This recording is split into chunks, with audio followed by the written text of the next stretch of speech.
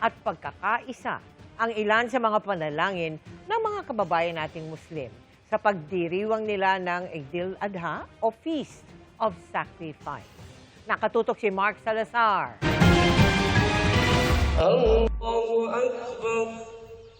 Sabay-sabay na nagdasal ang mga Muslim sa pagsikat ng araw ngayong May 27. Ito kasi ang petsa ng banal na pagdiriwang ng Eid al-Adha o Feast of Sacrifice ngayong taon, na siya ring pagtatapos ng Hajj pilgrimage sa Mecca.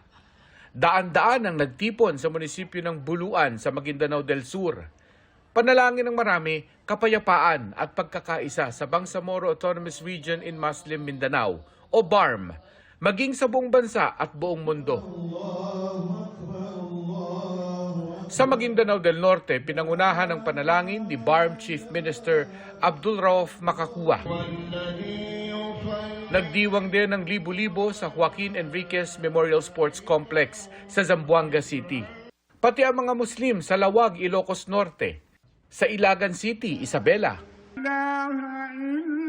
at maging sa Quirino Grandstand sa Maynila. Bahagi ng Eid al-Adha ang pagkatay sa mga halal na hayop tulad ng tupa at kambing para sa pag-aalay o yung tinatawag na kurbani. Tradisyon ito para alalahanin ang supreme act of sacrifice na ginawa ni Ibrahim nang isakripisyo ang anak na si Ismael bilang pagsunod sa utos ni Allah. Ito yung tinatawag na Eid al-Adha, yung sa pag-sacrifice ni Nabiullah Abraham sa utos ng Allah sa kaniyang anak na si Samuel. Kung sinubukan ng Allah yung kaniyang faith, paniniwala, pumasa naman ang Nabiullah Ibrahim. Mark Salazar, nakatutok, 24 oras.